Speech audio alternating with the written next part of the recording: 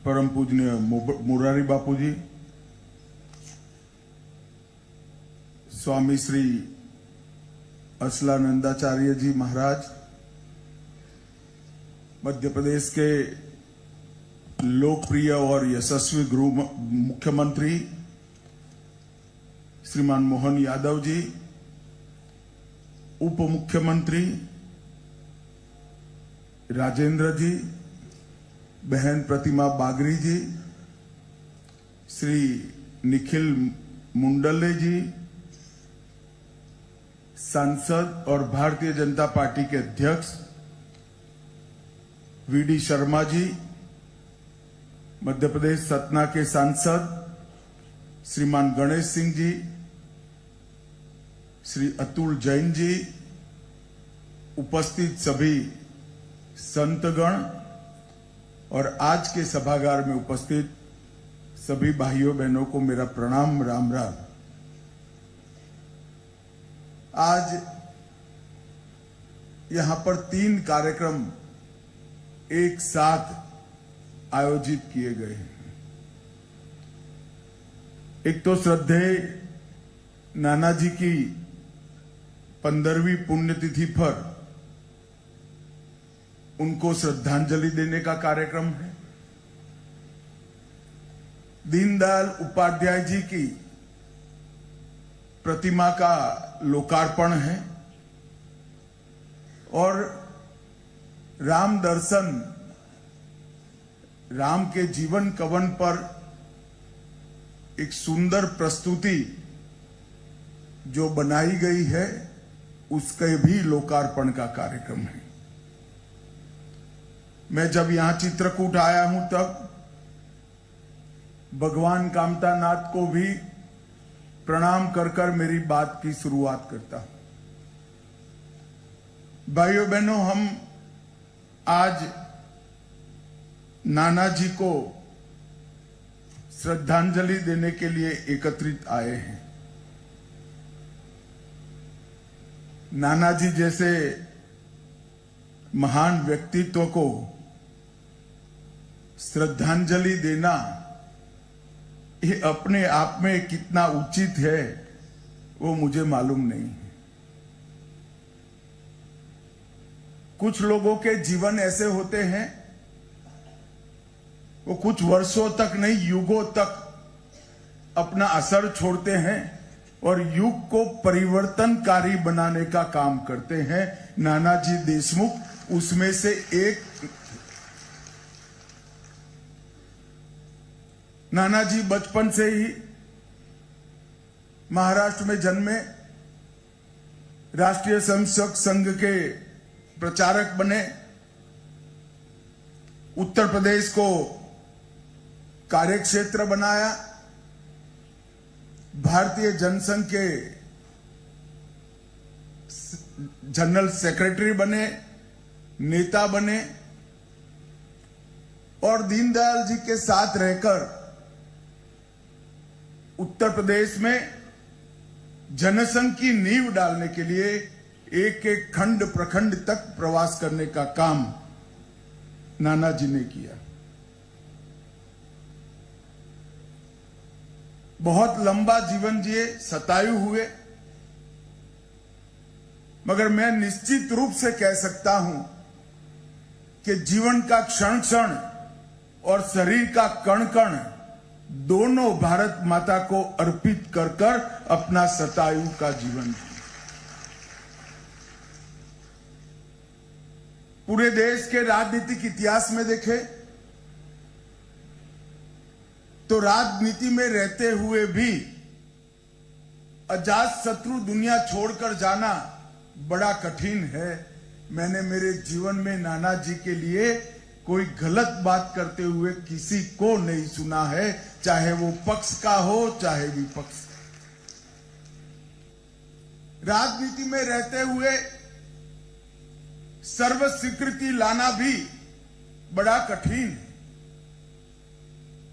राजनीतिक उद्देश्यों से भी विरोध करना पड़ता है, परंतु इतने लंबे जीवन में किसी ने नाना जी का विरोध करने का साहस नहीं किया, विरोध करना उचित भी नहीं माना। एक प्रकार से कला का क्षेत्र हो, साहित्य का क्षेत्र हो, उद्योग क्षेत्र हो,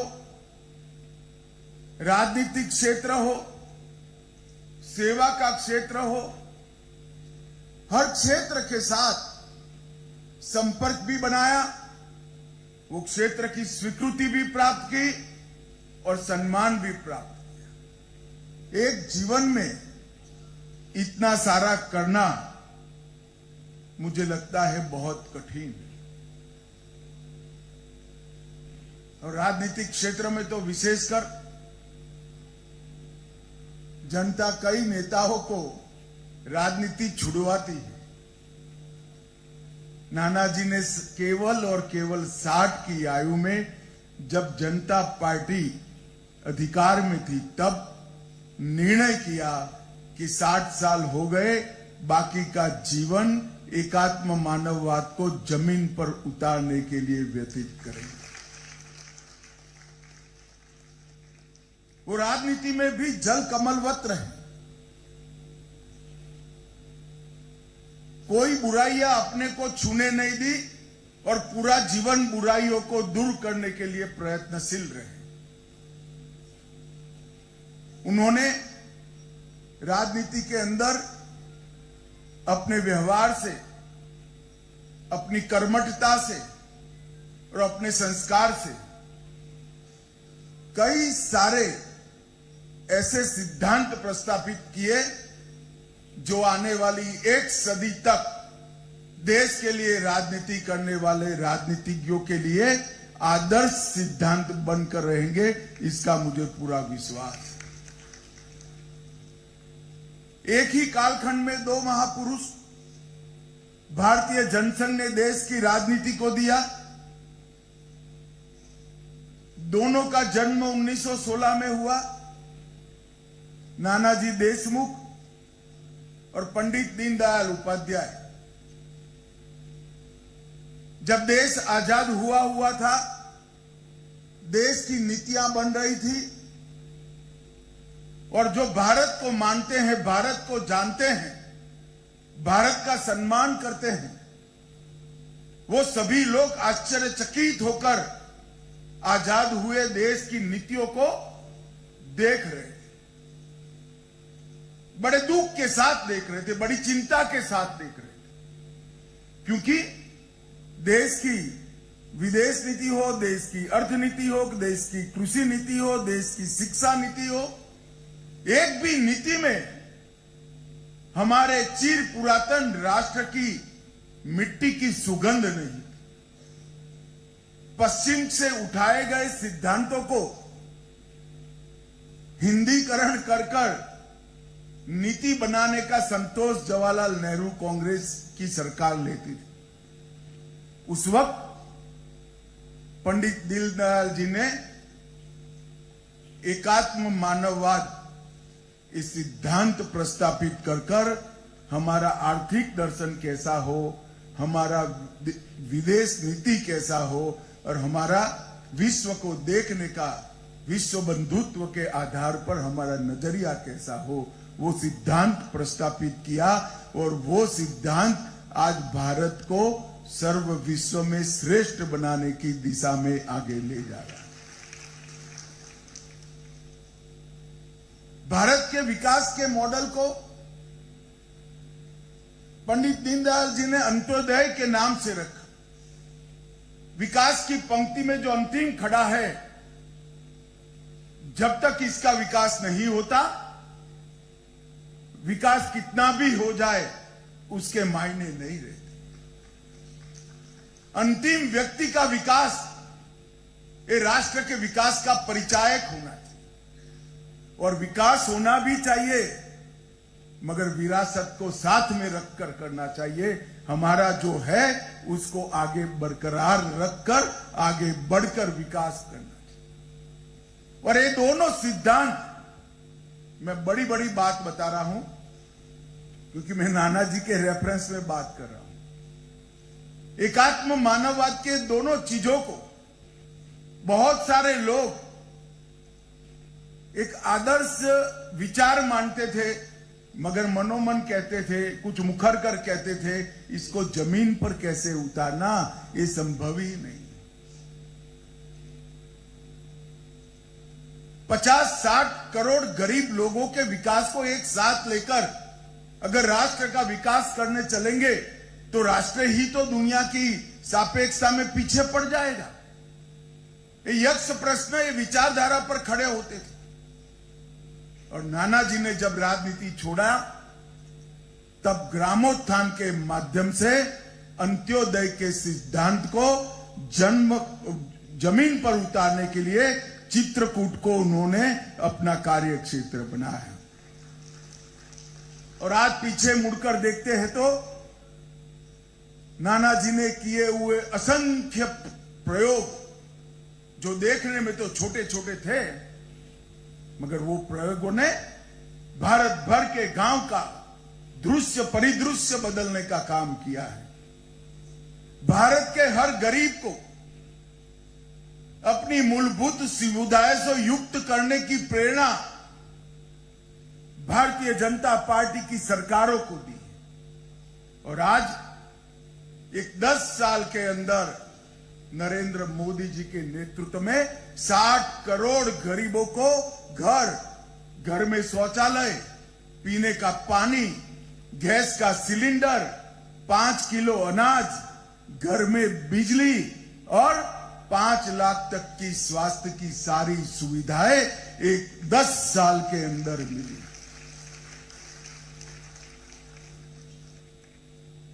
और ग्रामीण विकास का जो प्रकल्प नाना जी ने आगे बढ़ाया, आज देखते हैं कि गांवों को गोकुल गांव बनने की दिशा में आगे बढ़ाने का काम हो रहा है और इसको जमीन पर उतारने का भी काम। इसका सबसे पहला चिंतन, मनन और क्रियान्वयन अगर किसी ने किया था तो नाना जी ने किया था। दीनदयाल शोध संस्थान के साथ मैं भी कुछ सालों तक जुड़ा रहा हूं और मेरे जुड़ने का कारण दीनदयाल शोध संस्थान की मासिक पत्रिका मंथन था।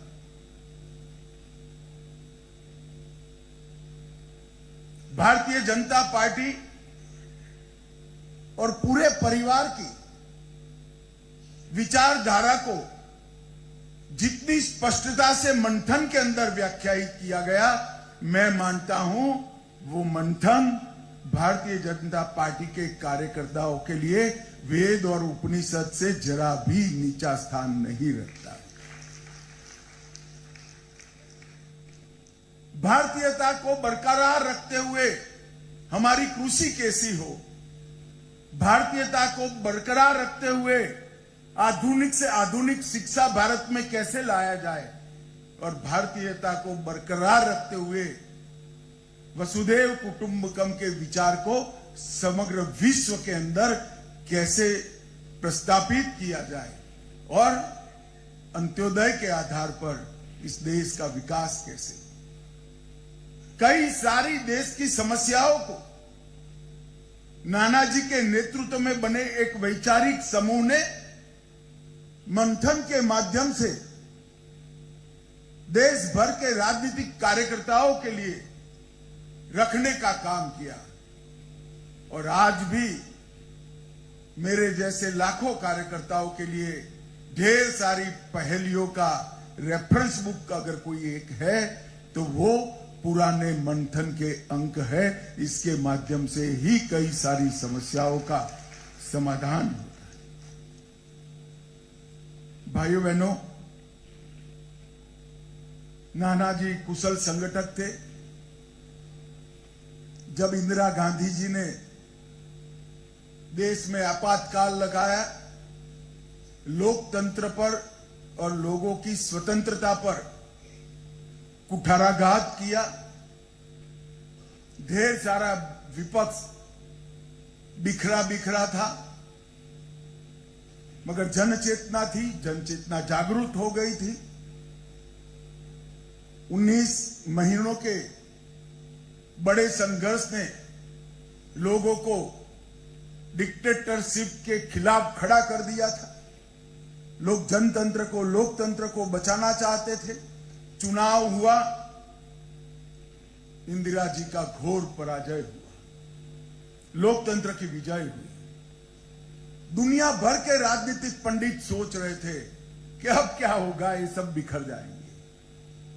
मगर जेपी के साथ रहकर नानाजी उन चुनिंदा नेताओं में थे जिन्होंने जनता पार्टी की रचना में बहुत बड़ी भूमिका अदा की और एक पहली गैर कांग्रेसी सरकार इस देश में अस्तित्व में आई और लोकतंत्र आगे बढ़ गया।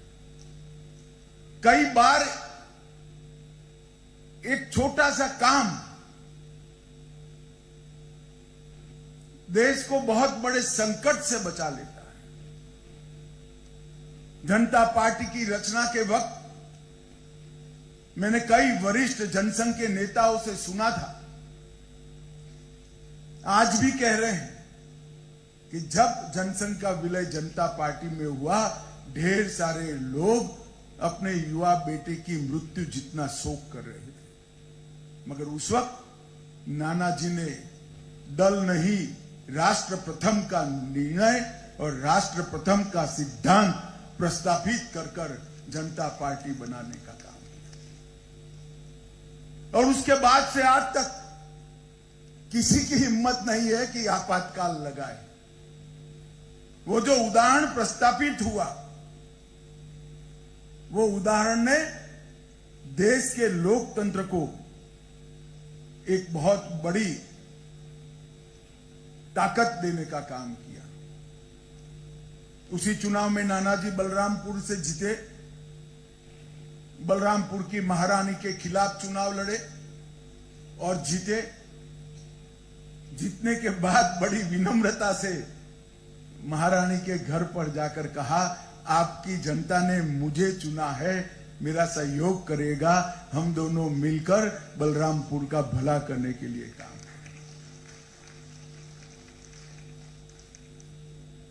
ये उदात्त भावना राजनीतिक क्षेत्र में काम करने वाले हर कार्यकर्ता, हर नेता के लिए पथ प्रदर्शक है। वही रास्ते पर चलने का प्रयास करना चाहिए। नानाजी के समग्र व्यक्तित्व को देखे तो पूरा जीवन संघ के संस्कारों से संस्कारित रहा। इसके साथ साथ तिलक महाराज का राष्ट्रवाद और गांधी जी का ग्राम स्वराज, ये तीनों का अद्भुत मेल अगर किसी एक व्यक्ति में देखने को मिलता है तो वो व्यक्ति का नाम नानाजी देशमुख है। और इसीलिए डॉक्टर एपीजे अब्दुल कलाम ने उनको राष्ट्र ऋषि की उपाधि दी कि एक राष्ट्र ऋषि की भांति नानाजी ने कांतिमय जीवन जिया है और कई लोगों के जीवन में कांति का प्रसार करने का काम किया है। और मैं मानता हूं कि अब्दुल कलाम जी ने ठीक ही उपाधि दी थी और जैसे ही पूर्ण बहुमत की भारतीय जनता पार्टी की सरकार बनी, जरा भी देर करे बगैर नरेंद्र मोदी जी ने नानाजी को भारत रत्न की उपाधि देने का भी कहा। कई बड़े बड़े व्यक्ति बड़ी उपाधि से अलंकृत होते हैं और कई ऐसे व्यक्ति होते हैं जिनकी प्रसिद्धि ज्यादा नहीं होती, मगर उपाधि उनको मिलने से उपाधि अलंकृत होती है। वो नानाजी उसमें से एक। मैंने नजदीक से नानाजी को देखा है, जिन्होंने नहीं देखा है उसको ये सारी चीजें समझना बड़ा कठिन है। आज की राजनीति में कहीं स्टेज पर स्थान एक की जगह 2 नंबर का मिल जाए और फोटो में बीच में कोई आ जाए तो भी सुबह सुबह अखबार देखकर मन खट्टा हो जाता है। स्वयं राजनीति छोड़कर 60 साल से 100 साल के 40 साल का सुदीर्घ काल तिल की तरह अपने आप को घिसते घिसते घिसते राष्ट्र की सेवा में लगाना, ये उत्कृष्ट राष्ट्रभक्ति कभी न खत्म होने वाली राष्ट्रभक्ति हो तभी हो सकती, और वो नानाजी ने कर कर दिखाया है। आज हजारों की संख्या में सरस्वती शिशु मंदिर ढेर सारे बच्चों के जीवन में शिक्षा और संस्कार दोनों देने का काम करे। बहुत कम लोगों को मालूम होगा कि गोरखपुर में सबसे पहला सरस्वती शिशु मंदिर सम्मानीय नानाजी ने बनाया था और वो नींव आज एक बहुत बड़ी वटवृक्ष बन चुकी। और नानाजी ने पूरा जीवन सांस्कृतिक राष्ट्रवाद को चरितार्थ करने के लिए, लोकप्रिय करने के लिए किया। और मित्रों, आज हम सब नानाजी की ही कर्मभूमि चित्रकूट धाम में, जिस भूमि को प्रभु श्री राम और गोस्वामी तुलसीदास जी ने पावन किया, इस भूमि पर आज नानाजी को श्रद्धांजलि दे रहे हैं। आज यहां पर मैं दीनदयाल शोध संस्थान को बहुत बहुत साधुवाद इसलिए देना चाहता हूं कि आज उन्होंने यहां पर डॉक्टर दीनदयाल उपाध्याय जी का भी मूर्ति प्रस्थापित करने का काम किया। जैसा मैंने पहले कहा, काफी लोग चिंतित थे, उद्वेलित भी थे, दुखी भी थे, दुख से भी आगे विषाद में थे कि देश किस ओर चल पड़ा और बहुत बड़ी गलती हो जाएगी। उस वक्त भारतीय जनसंघ के संस्थापक सदस्यों में से एक दीनदयाल जी थे। इन्होंने नेता के आधार पर चलने वाली पार्टी नहीं, संगठन के आधार पर चलने वाली पार्टी की कल्पना रखी। और राजनीति का आधार अपनी पार्टी का विस्तार नहीं हो सकता है, अपनी विचारधारा हो सकती है जो देश को आगे बढ़ाने का काम करती। वो भारतीय जनसंघ की स्थापना में दीनदयाल जी का बहुत बड़ा योगदान रहा। उन्होंने हमारे सारे सिद्धांतों को, हमारे सारे विचारों को आकार देने का काम किया। एकात्म मानववाद का सृजन किया और व्यक्ति से समष्टि तक की पूरी यात्रा को इसके अंदर समाहित किया और एक पूर्ण दर्शन राष्ट्र के विकास का, समाज के विकास का और व्यक्ति के विकास का हम सब के लिए छोड़ कर गए। और दीनदयाल जी ने श्यामा प्रसाद मुखर्जी जी के साथ रहकर बोया हुआ वो बीज आज बहुत बड़ा वटवृक्ष बना है और विश्व की सबसे बड़ी पार्टी बनकर भारत को समग्र विश्व में हमारे ज्ञान को, हमारी संस्कृति को, हमारी परंपराओं को प्रस्थापित करने का काम कर रहा है। आज मैं जब यहां आया हूं तब ये चित्रकूट धाम सब भारतवासियों के लिए श्रद्धा का केंद्र है। प्रभु श्री राम ने सबसे ज्यादा समय अपने वनवास में कहीं बिताया तो यहीं बिताया। यहां कामतानाथ स्वयं विराजमान है। महर्षि भारद्वाज, वाल्मीकि, अत्रि, कुछ समय अगस्त्य भी, ये सब ने इस ऊर्जावान भूमि पर रहकर विश्व कल्याण के लिए चिंतन किया है। आज उसी भूमि पर, नाना जी की कर्म भूमि पर मैं नाना जी को श्रद्धांजलि देने आया हूं और दीनदयाल जी की जो प्रतिमा प्रस्थापित की है, दीनदयाल जी के प्रति भी मेरा सम्मान व्यक्त करने आया हूं। आज हम सब नाना जी के पूरे जीवन कार्य को श्रद्धांजलि देने के लिए एकत्रित हुए हैं। मुझे पूरा विश्वास है कि बहुत लंबे समय तक नाना जी और दीनदयाल जी ने अपने काम का संदेश, अपने विचारों का संदेश और हमारे सिद्धांतों को जो आकार देने का काम किया है, वो न केवल भारतीय जनता पार्टी, राजनीति में काम करने वाले हर कार्यकर्ता का मार्गदर्शन करते रहेंगे। फिर से एक बार ये दोनों महापुरुषों को, और विशेषकर क्योंकि आज उनका पुण्यतिथि है, श्रद्धेय नाना जी को हृदयपूर्वक श्रद्धांजलि देकर मेरी बात पूर्ण करता हूं। वंदे मातरम। बहुत बहुत आभार माननीय गृह मंत्री जी। मान्यवर, आज के दिन जैसा मैंने पहले भी बताया कि आसपास के गांवों के सभी लोग मिलकर एक भंडारा प्रसाद का आयोजन करते हैं। वो आयोजन पूज्य संतों के प्रसाद से शुरू हो चुका है और लगभग 15 से 20 हजार लोग इकट्ठे होते हैं। बगल में भंडारे का कार्यक्रम चल रहा है। आप यहाँ पधारे हमारे आग्रह पर और आपका जो शाश्वत उद्बोधन हुआ उससे हम लोगों को मार्गदर्शन और नाना जी